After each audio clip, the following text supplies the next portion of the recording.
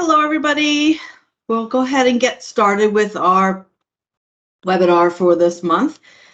We are very happy to have you here in our October webinar series. And this month, as the name implies, we're going to take a look about how we design color and some considerations when developing color, and how you can use it to sell your products.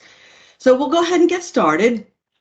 As we've done in the past, we will begin recording this webinar, and if you have any questions, you can feel free to use the chat box, or if that's not your thing, then go ahead and connect with me directly. All of the participants in the webinar today will get the link for the recording, as well as the PDF, so that you have all of your information of these formulations at your disposal. So with that, we'll go ahead and get started. I will go ahead and turn my video off so I'm not so distracted by seeing myself here. So feel free. Anyway, so we'll go ahead and get started and see what comes up.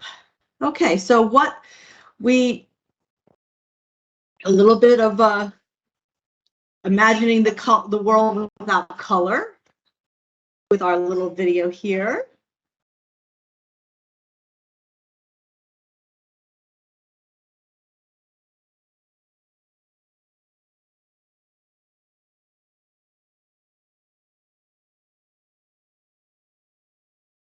Oops. So anyway, as the video did show, the world without color is very boring. So one of the things that we wanted to take a look at with this webinar was to understand, why do we design for color, and where are some places to start? Of course, pigment selection is part of that process, and the application as well. And then I also want to provide you with plenty of examples of color and how we use the Sudarshan products to get to that color position. So without further ado, why do we design color? Color gives us some decoration, of course. In a lot of cases, that same color will offer the protection. It helps us in identification or branding of the brand itself. Think of Coke, Pepsi, Home Depot.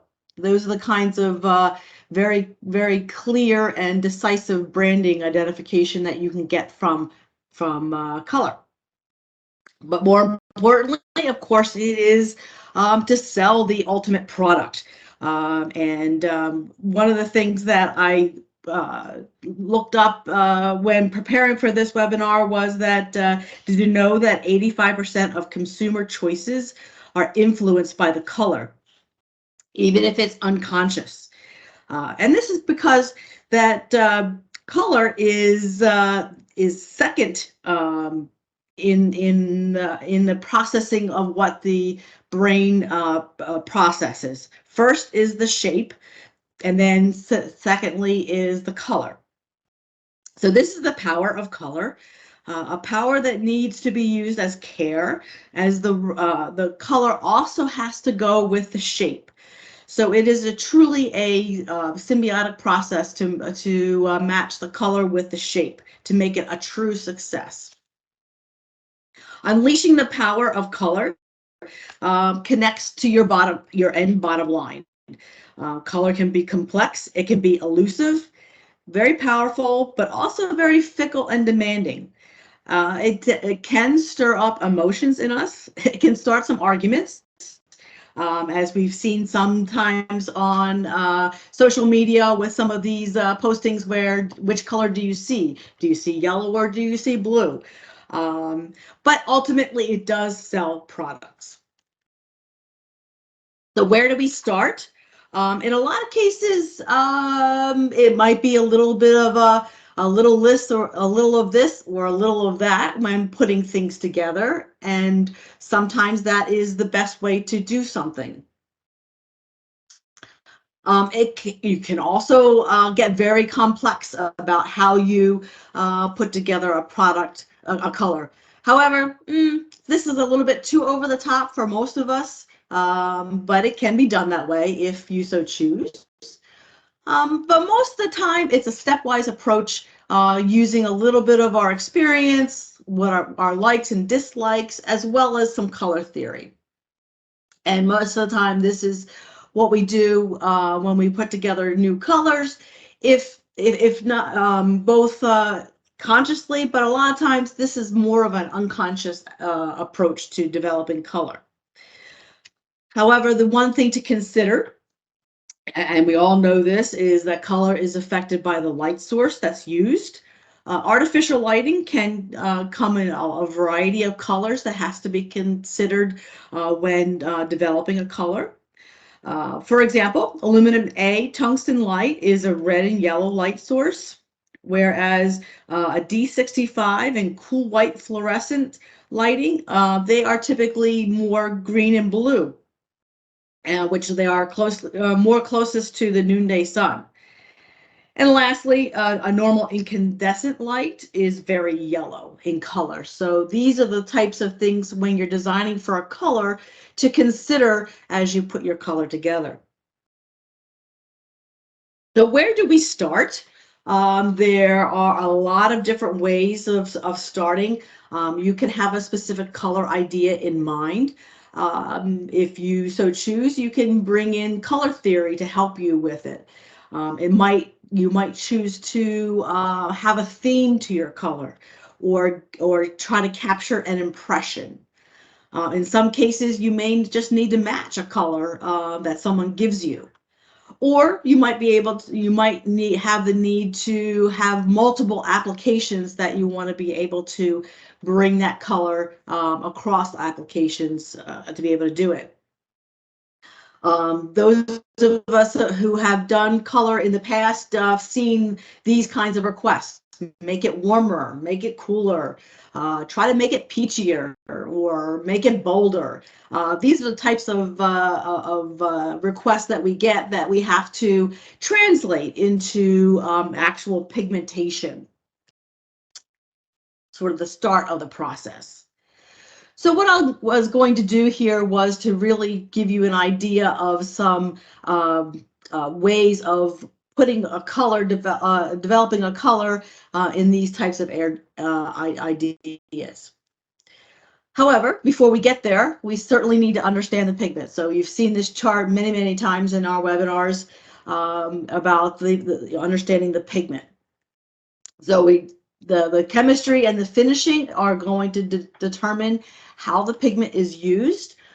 In terms of color, it's the hue and chroma, and of course the opacity or transparency of both the finishing and the chemistry that's going to dictate what type of pigmentation we can use in the color that we're trying to achieve, as well as all of the other properties that come along with that particular pigment.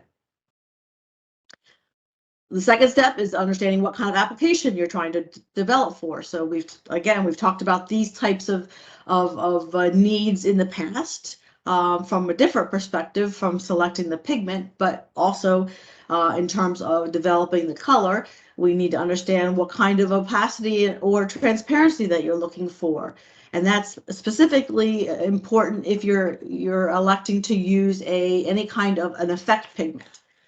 For effect pigments, you want to make sure that you are as transparent as possible so that you can gain the most out of that effect pigment and minimize the amount that you would come into. Of course, the application is of crucial importance. What kind of substrate are you going to go in?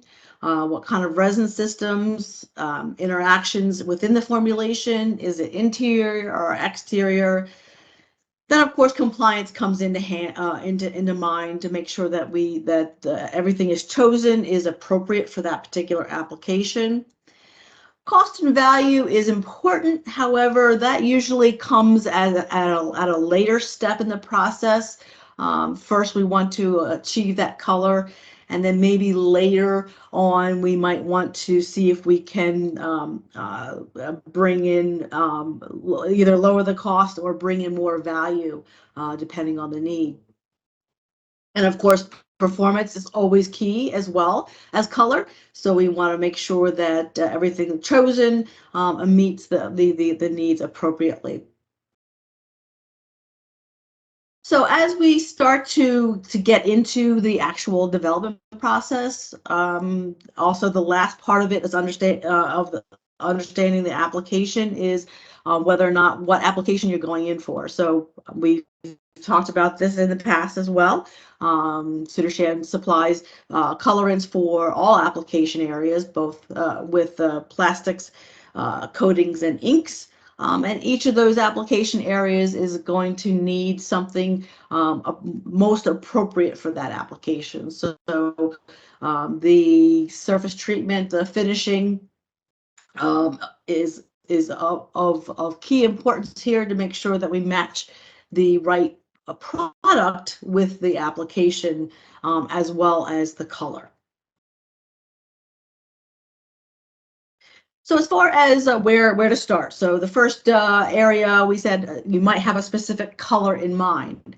So you might want to say, I want a deep maroon red color with some luster. Or someone comes to you and says, I want a yellow that's really just a yellow, but I might want to see a little bit of pop from an effect. Or you get something that I want a white that looks like snow. These are some of the statements that you might hear from your end customer that's asking you to design a color. And lastly, you might want to you might get asked for a green that reminds me of energy or earth and the environment. So sort of a very eco-friendly type of a color. And that all can be done, just giving a little bit of forethought into how to get there.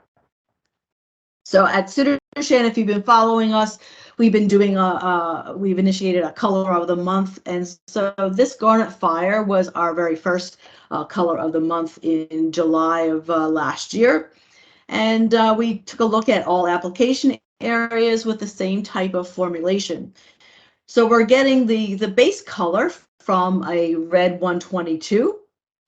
And that red 122, of course, is appropriate for every application. So we've got a coatings grade, a plastics grade, and an inks grade in these formulations.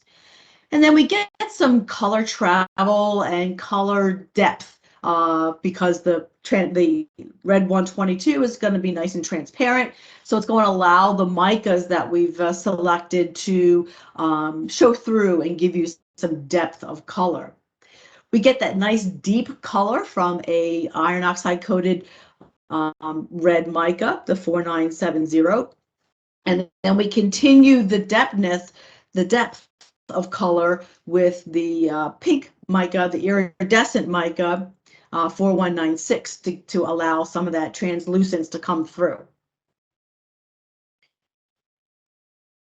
Next up, we wanted to take a look at the yellow with a little bit of pop. And here we really wanted to highlight the transparency of a solvent dye in the plastics formulation. These are going to be the most transparent options that you can get with in the plastics area.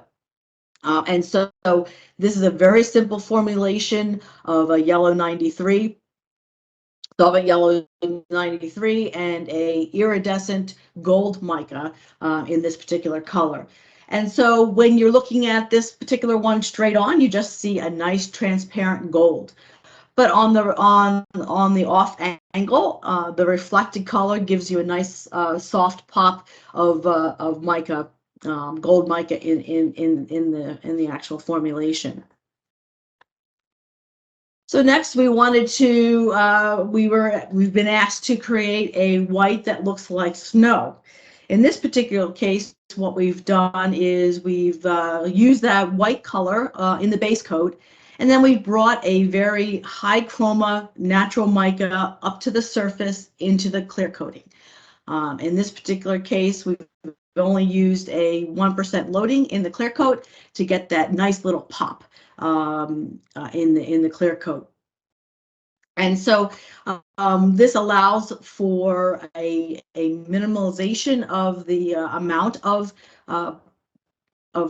mica in the total formulation, but it also allows for the use of opaque pigments, where when you put them in, when you mix the mica effect pigments into the base coat, if there's an opaque pigment, it then hides it. So this allows the opportunity to get more higher variety of color by using opaque pigments in a bottom layer with a top layer of a mica effect pigment. So this also brings up the use of mica effect pigments. And so in Sudarshan, we do have a large portfolio of cosmetic pigments, and the only difference between a cosmetic pigment and an industrial pigment is, for cosmetics we have to do a large amount of testing and certification, which then requires us to have a unique stock coding system and pricing point.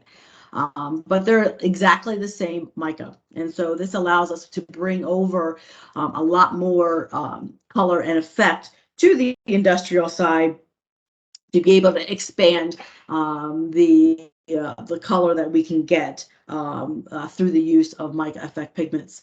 Because in reality, on the organic and inorganic type of pigments, there are not many chromophores left to be discovered. So our color space expansion really requires on designing mica effect pigments to provide us that expansion of color. And lastly, we talked about developing a green that reminds us of energy and earth.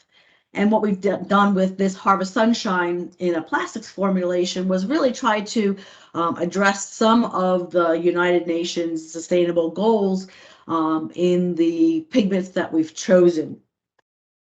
So what we've done here was we've chosen some colorants that we've been able to do. So we've chosen number 7, which is affordable and clean energy, where we are using solar and wind energy for our energy sources, which helps to power our reactors when we create these organic pigments, as well as in number 12, responsible consumption and production, where we are sourcing natural mica using the global consortium requirements and audit process, so that we make sure that we meet all of the UN requirements for the natural mica sources. And then lastly, one of the life below water, which is number 14. We're very proud of our wastewater treatment facility on our inner manufacturing areas that results in water that actually is clean enough to discharge to the ocean. However, we are far from the ocean, so if we could, we would. But we are very proud of the fact that we can clean up our processed water so that we can discharge and meet those requirements. So if we wanted to be a little bit more technical in terms of our formulation areas and wanted to bring in more color theory, here's a couple of opportunities to do so. So maybe you want to start with one color as the base, but I want to make sure that I'm scientifically selecting other colors that pair well with that particular base color. And so we can use color theory to help us select those colors. Or you have a really base idea of where you want to start. You want to have a gold luster, but you have really no idea where you want to go with this. So you want to be able to use the color wheel to help me identify where I want to go and the color space that I want to work in.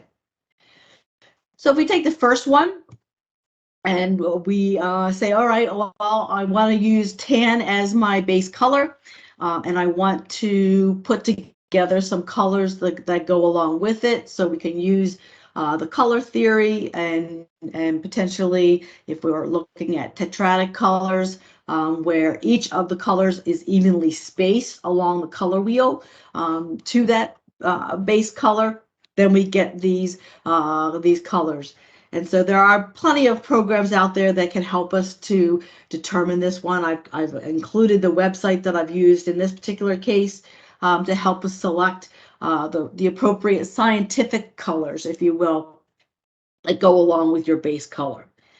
And if translating that into where to start from a pigmentation perspective, maybe the tan, we start out with a Pigment Yellow 119, a CICP.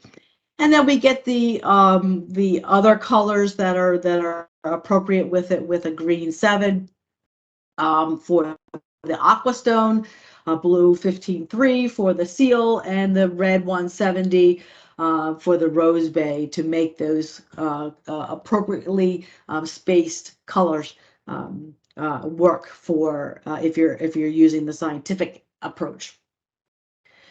So next, if you are looking to use the color wheel to help you, and you really don't know where to start, so first we said we wanted to start with a gold mica. So we have choices. We have an iridescent, translucent gold mica, and then the traditional gold micas. One's going to be more opaque than the other, but they're both gold in color. And then next, we wanted to take a look at the primary and secondary colors along the color wheel. So we've taken our organic colors to provide us with the gold, or with the primary colors in red, yellow, blue, and green, and then use those in combination to give us some secondary colors of orange, a more of a lime yellow, green, as well as aqua, and a purple on that secondary wheel. And then we take those to ratio the micas and the organic in different ratios to see what the effect is.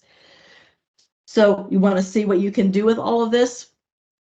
Here's what you can do. So we started out with the two base micas and the 4 primary colors and the 4 secondary colors. And then as you go further away from the mass tone type formulation here, is you increase the organic and decrease the organic or the mica, to be able to see different colors. Now, I give you the fact that on the screen, it's not as impressive in terms of what the color looks like, but once you have it in front of you, it allows for you to make some creative choices in which direction you want to go, and how much mica versus organic will get you to the point where you want to be. So if you wanted to have a theme to your color, for example, you may have a picture or a season or holiday or some sort of objects that you want to pull a color from. In my past life, when I was doing color development, a lot of times I was given a magazine and said, can you match this type of color? So these are ways of getting ideas for your color. So in last year, we did a series where we wanted to present some scenes from India, was the theme of this particular activity. And in the Indian culture is a very visual culture. Everything they do has a very vivid in terms of color. And this was very appropriate for Sudarshan, of course, because we are a pigment company, so there's a lot of color to work with. In this particular slide, we chose some clothing that we wanted to pull some colors from. And so we've got some 5 colors where we chose the colors and matched a Pantone color to it, and then also provided a place to start from a pigmentation perspective. So we've got a red, a pink, a tan, a violet, and a sort of blue shade, a green shade blue here, where we've selected a red 170, a red 122, a yellow 19, and a violet 19, or yellow 119 and a violet 19, and a blue 15-4 to provide the base colors for matching these colors taken out of this particular picture. Of course, this time of year is the fall time, and the leaves start to change color.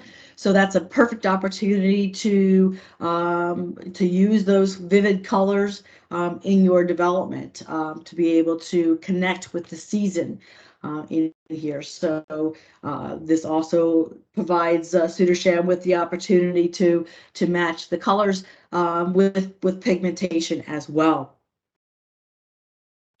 In July, of course, in the U.S., is the 4th of July, so we wanted to be very patriotic with selection of a red, white, and blue color to honor our flag. And of course, the Garnet Fire you saw before. In this particular case, we've developed a white where we've put a blue mica inside the base coat, so we get some amount of sparkle and luster from it, but not overwhelming. And then, of course, our electric blue, where we've used a combination of iridescent blues, but we've used very, very high chroma blue, and to be able to get that very deep and very blue color. In September, we took a look at a sunflower. And here we created our own sunflower by using yellow 139 and yellow 180, full tone and tint tone as the petals, the chips, the plastic chips as the petals. And the seeds were created using with master batch pellets using the Pigment Black 28 and Pigment Yellow 119 to create those seeds. So if you want to be able to create an impression from your color, so here you want to be able to communicate with your color. And so you want to be able to, maybe you want to create a color that symbolizes energy or courage, as well as maybe warmth. Or you want a color that brings a sense of visual balance.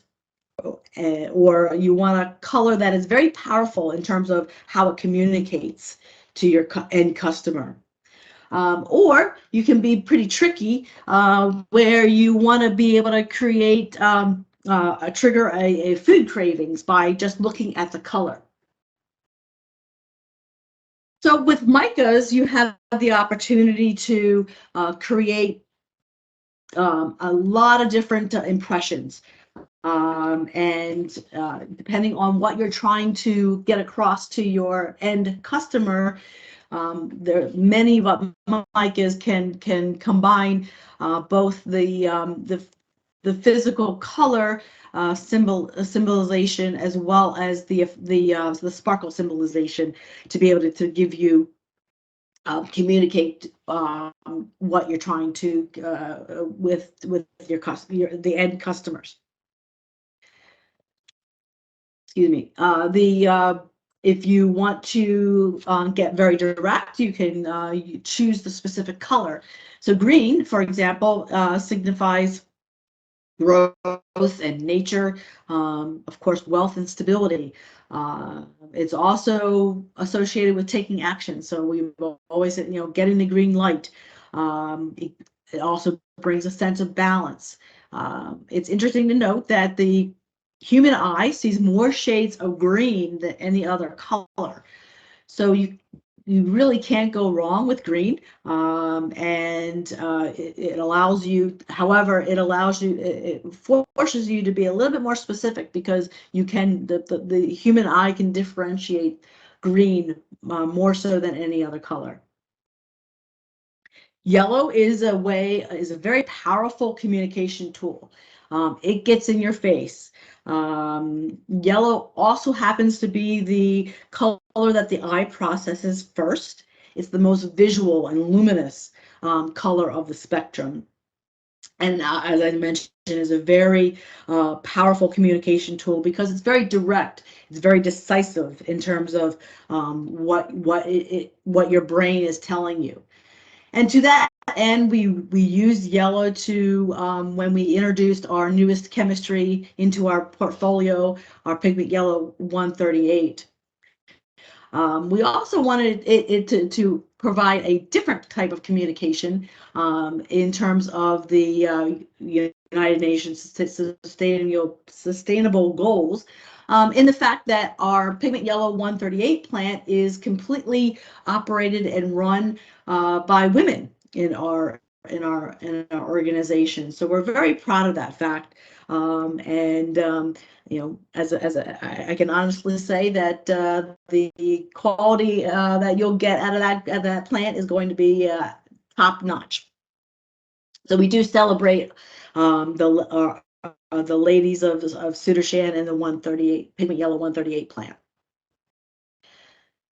I talked about being a little tricky in terms of your color choice, as well as potentially triggering of food cravings.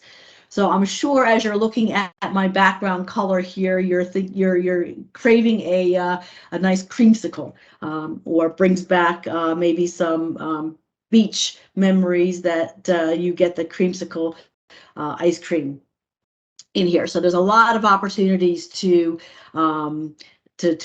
work with people's minds to be able to sell the ultimate product with your color. And then lastly, we all have needs to match something. A couple of ways of thinking of matching is maybe you want to match what's inside the bottle to the outside of the bottle, so that your customer gets a better idea of what is inside. Or we've all been able to ask to match an RAL or a Pantone color. So in this exercise, we've done we've worked with our cosmetic arm of the business to take a look at some cosmetic colors that they've developed, and create them on the industrial side from a packaging perspective. So here we've created a tangy orange using a combination of a yellow 62 and a red 53 one, along with a bright gold in terms of color, to give that deep, rich gold color. In this particular case, we were looking at a more of a aqua blue with this girly green, where we've taken two different sizes of silver mica to be able to get that opacity, as well as a little bit of sparkle through it. And then the aqua comes from the Pigment Blue 15-1 and Green 7 to be able to get that. Of course, matching RAL colors is a very, very popular thing to do. So here's some different ways of doing it in both a coatings and a plastics type of scenario. And then, of course, if you have multiple applications that you want to be able to use this color in, that's to be considered. We've touched on this a little bit earlier in the presentation. Here's some more examples where this electric blue, we've created it for both coatings, plastics, and inks. And we've chosen the appropriate blue for each of the applications. In this particular case, for coatings, we used a Pigment Blue 15-2, Blue 15-1 for plastics, and a Blue 15-3 for the ink formulations. In each of the cases, the mica package is still the same, and in the same ratio, still getting that very deep and high chroma color from the mica. Our Conquer Crush, very similarly, in the coatings formulation, we chose a red 122 and blue 15-2 for the coatings application that fits best. The mica package is both iridescent, and one is a red and one is a blue to continue the purple theme. And then on the plastic side, of course, the red 122 turns into a plastics grade, and the 15-1 for the blue as well. Again, the mica package is still the same.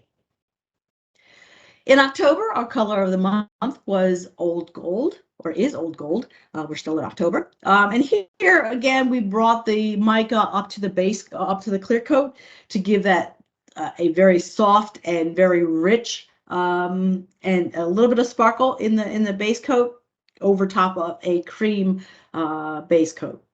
Again, very little mica is required when you bring it up into the top coat. In this case, it's only 0.5% of total mica to give that lovely color. If you translate that over into the plastics, here we use the same ratio of mica using a gold and a bronze.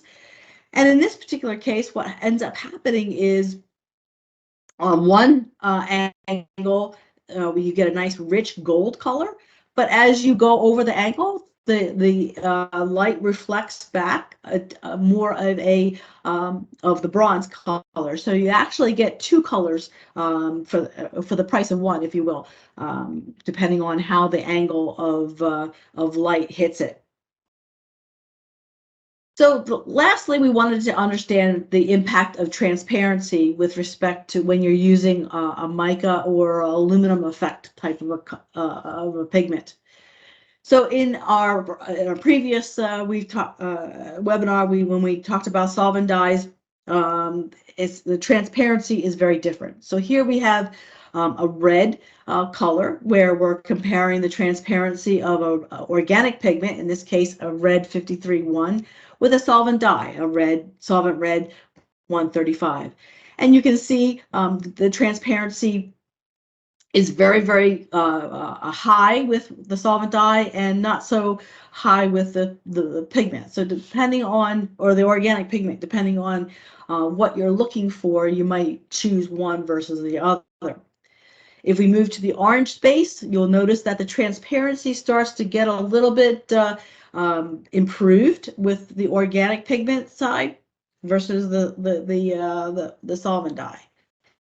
And then into the yellow, again, the transparency is improved with a yellow 162 solo for the organic versus the solvent dye, solvent yellow 139 or solvent yellow 93, excuse me. So translating that into color, so we go back to that color of the month, the lemon zest that we talked about earlier. Now, if we change out the solvent yellow 93 for the red and the orange, you might get some different options. Maybe a sparkling strawberry with a red and an outrageous orange for the orange. Lots of options. Of course, we talked in previous ones on micas about size. Will define how much sparkle and brightness and coverage that you'll get. That's something to consider when selecting and developing your color. Your finer ones are going to give more of a luster versus sparkle. The sparkle comes from the coarser ones. And it may be that you need a little bit of both to get both properties. And so in December, we did a little bit of comparison with in plastics for the size. So we've got over to the left-hand side a 1 to 15, which gives very smooth luster.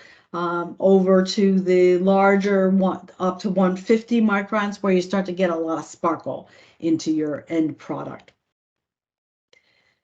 The substrate. You can choose a variety of substrates for effect pigments, and depending on what that is, if it's a natural mica, you're going to get a little less sparkle and chroma versus the synthetic.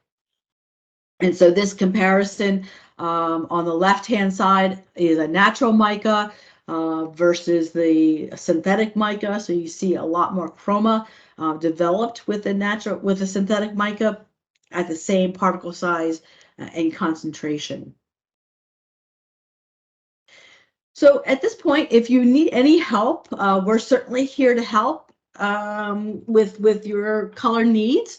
We've done a lot of work with developing some portfolios with ideas for developing colors in all applications. Obviously, with if you've been following us, we've been doing Color of the Month to help with inspire some of your color creativity. So this month, I'd be remiss if we didn't give you a shout out to our newest Pigment Yellow 138, our Sudarshan Yellow 3033K for the plastic side. This is a nice green shade with low filter pressure value and high strength. It is part of our Sudarshan brand. So yeah, I have any questions on that, let us know. And we are very also proud to introduce our new website. We spent a lot of time this year to upgrade our website. It is now organized by application and sub-application. There's a wonderful product finder tool that's available to help you find the right product for your needs. You have the opportunity to download all the technical data sheets for the products. All of our up-to-date digital brochures are there that you can download. And also, and more importantly, you can learn more about Sudarshan and what our mission is, our values, and a little bit about our history as well. So we invite you to take a look and take a peek at the new website, and we'd be really happy to hear what you think about it as well. So our North American team is here. We are all here to help and provide you any information that you might need. So please feel free to reach out to any one of us. So next up, our last webinar for the year will be in November, where we're going to take a look at mica surface treatments for long-term durability. That will be held on November 29th, the last Tuesday of the month. So take a look for that invitation the week ahead of time. For obvious reasons, we'll take December off and we'll be back at it in January of 2023. So at this point, I'd like to say thank you for your time and your energy. We really appreciate you being here, and we'll open it up to any questions that you might have.